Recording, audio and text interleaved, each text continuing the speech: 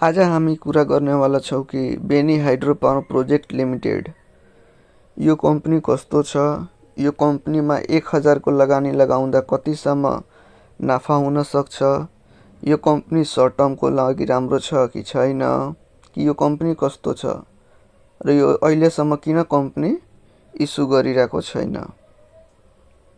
साथीहरू, video start गर्नुभन्दा पहिला हाम्रो च्यानलमा नयाँ हुनुहुन्छ भने हाम्रो च्यानललाई लाइक, शेयर, सब्स्क्राइब गरिदिनु होला। बेनी हाइड्रो पावर प्रोजेक्ट लिमिटेडले लगानीकर्ताको लागि 20,80,000 किता साधारण शेयर प्रति किता 100 रुपियाँका दरले निष्कासन गर्न लागेको छ।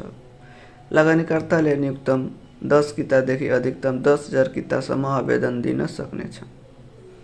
कम्पनीले सोलुखुम्बु जिल्लामा रहेको 19.8 मेगावाट क्षमता माथिल्लो सोलुखुम्बु जलविद्युत आयोजना सञ्चालन गरिरहेको छ।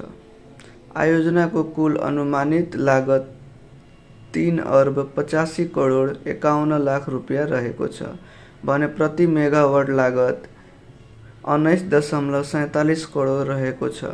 विद्युत उत्पादन अनुमति पत्र अझै 24 वर्ष बाँकी रहेको छ।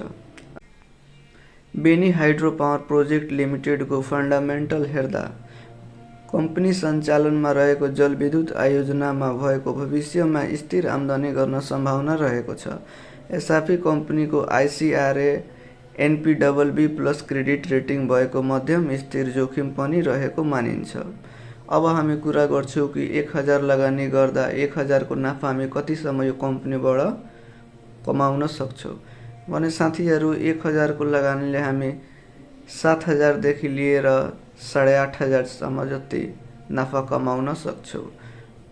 अब हामी कुरा गर्छौँ कि यसलाई सर्ट टर्ममा राख्दा राम्रो हुन्छ कि होल्ड गर्दा नै राम्रो हुन्छ भने यो अहिले सर्ट टर्मको लागि नै राम्रो हुन्छ, किनभने अहिले जुनसुकै कम्पनी हाइड्रो पावरमा आइरहेको छ भने 6000 देखि लिएर 8000 सम्म जति जान्छ र फेरि 5500 4000 मा आइहाल्छ।